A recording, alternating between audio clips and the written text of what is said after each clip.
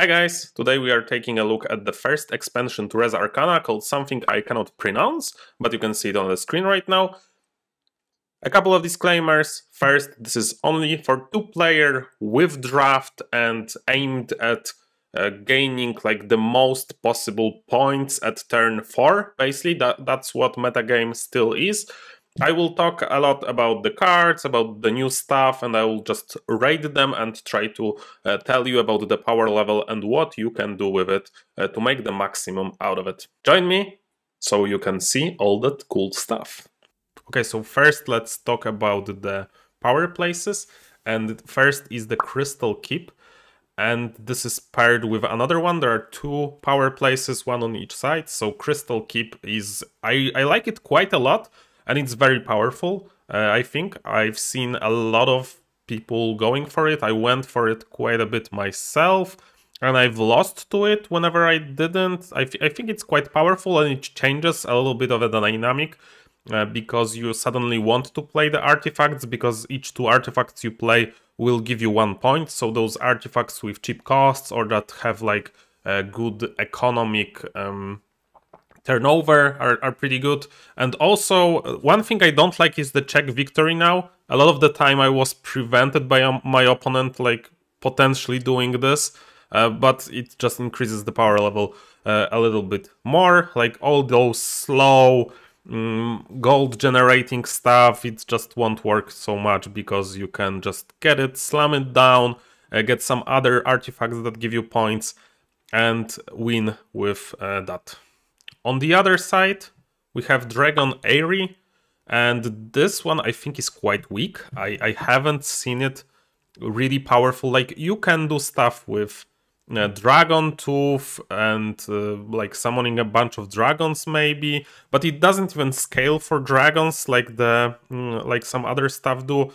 I'm just like not really feeling it. I think the cost is quite high. The income is quite low, and the power level here just it needs a dragon to tap for something. I think this is one of the weaker ones, and I haven't seen it used properly in like a bunch of dozens games that I've played with the expansion, and I don't expect it to be powerful in the future as well.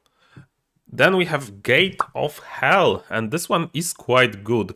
First of all, it lets you score for your demons, and spoiler, there are a lot of demons in this expansion. It also has like one of your demons can tap with it for a point. That's also good. The cost is quite low. 9 is one of the lower ones. And then you have Red, which is featured on a lot of demons. Like some of the most powerful demons can get you Red, and that way you can also chain this into points. I think this one is quite nice, and it's not like super good, but it's good. Like, you can play around it. And then we go into the best one of this expansion, Temple of the Abyss. That's just insane. Like, you can tap demon for a point. If you get like 2 or 3 demons, you can get points that way. Also, you can untap those demons. You tap Temple of the Abyss, but if you have any kind of untap ability, and with this expansion you suddenly get 2, because you've got the normal untap one, and there is also a scroll. So you can like untap all of demons and then tap them again for points. You can also use the blue and black to gain additional points. This one is incredible. Like, I've seen 13 points Temple of the Abysses on turn 4. This one is just excellent, and whenever it is in the pool, you should consider playing around it, or just playing for it, because it's just so good. Then let's go to another thing that influences what we can play heavily. These are the monuments that you can see in this expansion. I'm putting them all in one screen because I think it's easier that way. So, Alchemical Lab, this is quite nice. Like, whenever you get a place of power that has something that you can put on easily, this can be pretty good. I like it quite a bit, even though I haven't seen used it like amazingly, because usually if you are going for a place of power, you have to like you have to generate a lot of like normal essences, not gold, and then to get alchemical up quickly, you need for gold, and then you need the staff, and usually it's just like a weak 2-pointer, but it's still okay.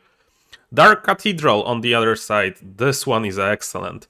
And this one is excellent because this is a 2-pointer that generates essence. That's always good, like you can get it early, but it also is kinda a 3-pointer because whenever you get the reacting to checking victory, what you can do is pass, get the new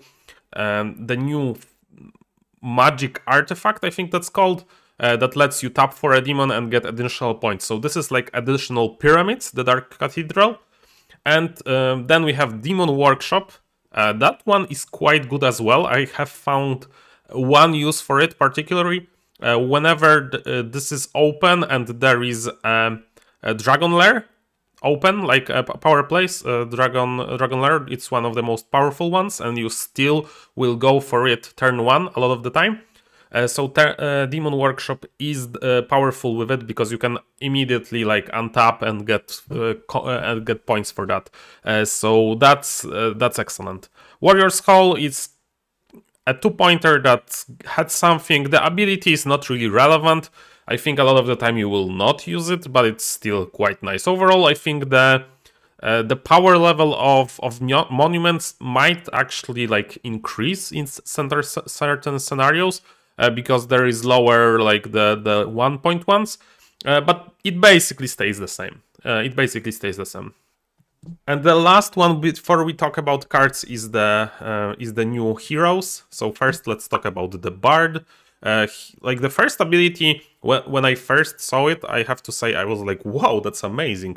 You discard like a card and then you get 2 gold.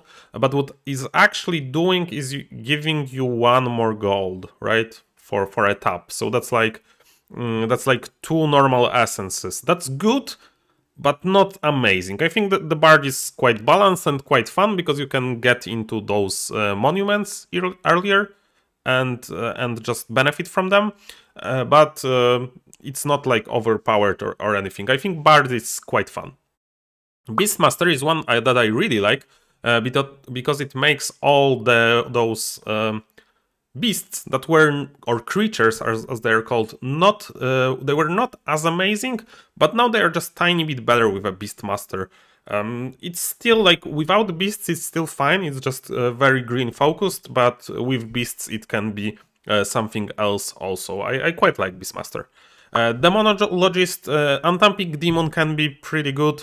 Retrieving a card, which is essentially taking one from the discard, can be also pretty good. This is quite balanced. Diviner, I like him quite a bit. I like him more than the blue guy that like could pick the cards because you do not need a draw card in the first round. You can just draw and discard. I think this is a more powerful ability. I think all of them are pretty fun, and I would recommend trying them out because I think all of them have a place. And the mages in Res Arcana are pretty balanced, I think. Those are a lot of fun and those are quite different, and I like how they are designed. And then we will go through cards and we will go through them as we usually do, alphabetically. First is Chaos Imp. This is not amazing by any means. Like you can, he's basically at 2 costs, so a 4 cost, and I should explain why a 4 cost right now. Whenever you play a card, you essentially give away the power to gain 3 resources. So whenever I calculate something, I treat the cost of just playing a card, even if it's 0 cost, is 2 essence, because that's what you can get. And gold is treated as 2 essence as well. So here we play it for 4. We will get 4, maybe, of his ability. Like if the demons usually tap for 2, so if you can pair him with another demon, this can be actually 8. So that's quite good, but usually Chaos Imp requires another setup. In this video I'm going to talk, like I'm going to rate those artifacts, but I'm going to rate them like how high would I pick them normally in the draft.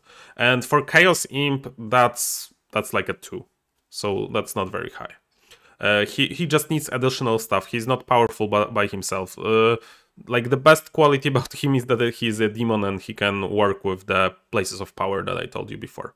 Then we go into another demon, Cursed Dwarven King. I really like the picture, and I like how he's about the gold and the dragon and stuff like that. This one is another weak one for me. Like, he can tap for he costs 4 as well. He can use 3 to gain 4, so that's like +1, but it's delayed, so that's not very good. Essentially, I think this is one of the weaker cards. I haven't seen him used properly, other than the fodder to the power place Temple of the Abyss. That's essentially what he's used for. Other than that, I think it's pretty weak, but just because Temple of the Abyss is so powerful, and there is another demon coming that it's super powerful with him, I'm just going to rate him 2 stars. The Bard also helps. Like, the Bard can use the Curse of the Dwarven King. I guess he's singing the songs about him or something like that. Then we go into a Fire Demon, and I like him quite a bit.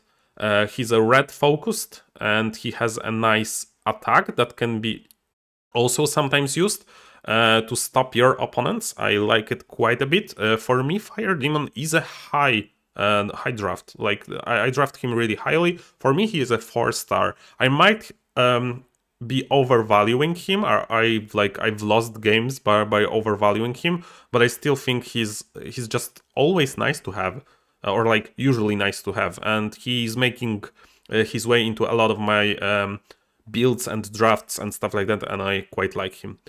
Golden Lion. This one, well, he costs 8. Like, the real cost is 8, and he will give you 9. So I guess that's worth it on the first turn. He gives you a point, so that's also nice. What I found best is that he works very well with the Coral Castle, the place of power that gives you 5 points. He just works with it quite nicely, and the react for ignore is also more significant with this expansion. I feel like there is some more attacks that usually don't get played, but it's better to be prepared for it than not.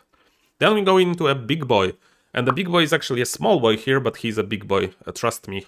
Homonculus, I think that's how you say it in English.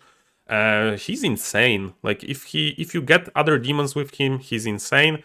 And if you don't, he's still okay. Like, you need at least 1 demon to be played for him to make value, but he's still quite nice.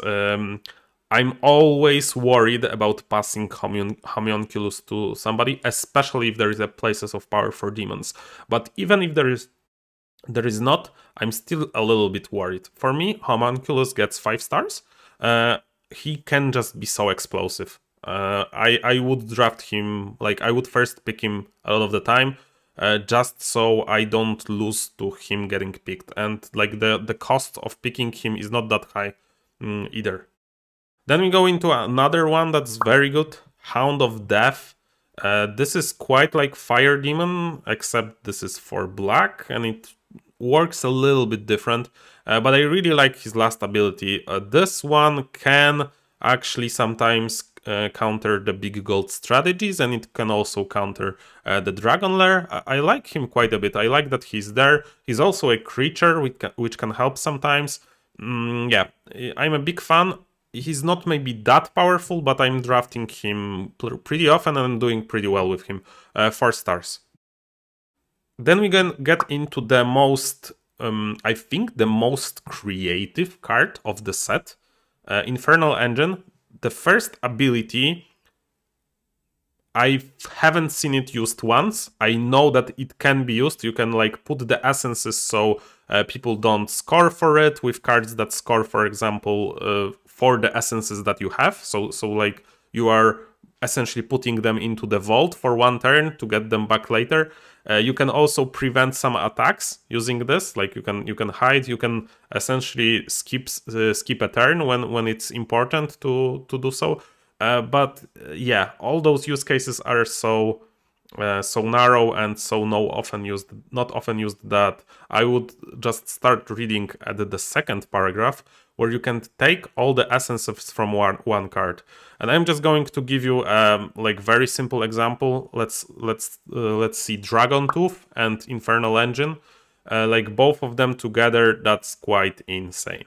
I just have to say that this is like the combo that you can do is like accelerated by 2 turns essentially, and you can do a lot with Infernal Engine for other cards like that. Whenever you take something, you can just get it back earlier.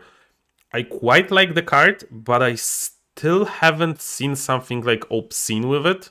Like you need essentially a lot of other stuff, so that's why I'm not drafting it highly usually, because the chance that it will come to me is lower. So I'm not like I'm not first picking it ever probably, unless it's with some just junk. So for me, Infernal Engine gets 3 stars. It's good, but it needs a lot of setup. Then we go into Possessed Demon Slayer. Quite like the flavor, but not the card so much. Like it can ignore the demon power, yeah, okay, it gives 1 point, yeah, okay, but it costs quite a lot. Essentially what it is a counter to demon strategies. Like if your opponent is doing a lot of demons, you can counter it. And it's a demon itself, so it can be used in like obscene demon strategies if you draft a lot of demons as well. It can also be like you can draft to prevent your opponent from getting it. For me, this is between 2 and 3 stars. I'm going to give it 2 stars because I haven't seen it played that much, to be honest. Then we go into Prismatic Dragon. It costs 8, like the real cost is 8, and it gives you 1, so that's not quite good, and it's like delayed 1. So by the beginning of turn 4, or like by the end of turn 4, that's what we usually aim for. This is giving you 3, so that's -5. But the ability gives you +2, and you can use it 4 times. So that's +8. So he's on like +3, and he gives you a point. That's his saving grace. But you need a setup to use those essences, because you are essentially... Normally what you do in Res Arcana, especially in a base game, is actually like use normal essences to turn them to gold, to get gold for points. But here you need a setup so you can do the opposite. You need something to turn those essences into points efficiently, and if you don't have that, that's quite bad.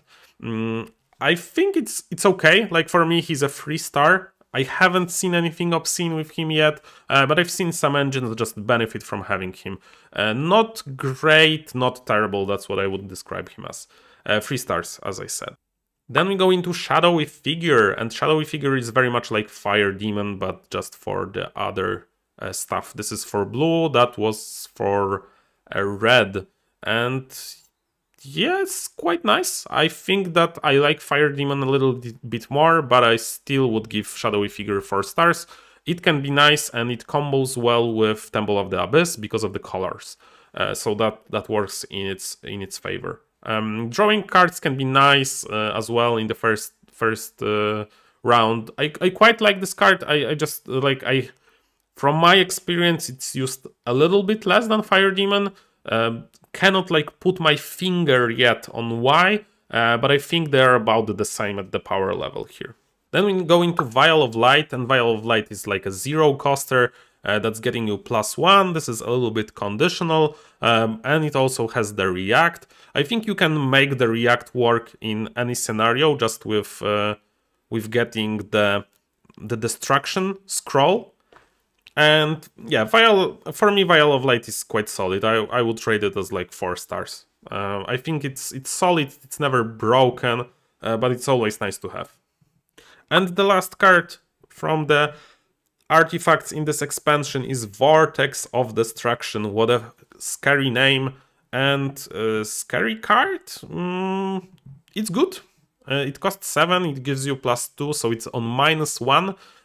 But with the ability on the last, you can tap it 4 times actually for +8, which would make Vortex of Destruction quite powerful. For me, 4 stars as well. pretty good card. Destruction of the artifacts is usually very good. Shame it cannot destruct itself with the name of Vortex of Destruction. I would say that should be possible, but apparently it's not for the balance reasons. Yeah, quite a good card, 4 stars from me as well. And just looking at the set by whole, for me the stars are the demons, the Homonculus especially. There is some cool stuff with like Infernal Engine that you can play around, but there are no like super amazing new combos here. This is just improvement of what was in the base game. I like the game with the expansion much better, and I should also say that maybe I should say that in the beginning, but I'm going to say it now. I think I'm quite good at Res Arcana. I'm like in what, top 1% of players, but I'm not like the best players. So I will the best player of all time. So I will link in the description some analysis by Alex Chen also on Board Game Geek. I tried to not look at that too much before I did this, so you can have another perspective. But I know it's there. And I will link to the base game strategies by one of the top players on Board Game Arena, so you can check that as well. I've skimmed for the second one, and that was a great post by one of the top players. And there you have it, guys. Tell me how you like the expansion. Tell me how you like my analysis. Tell me where I was wrong, where I was right, and if you played Res Arcana with the expansion already, or if you are willing to play it again. See you in the next video. Bye.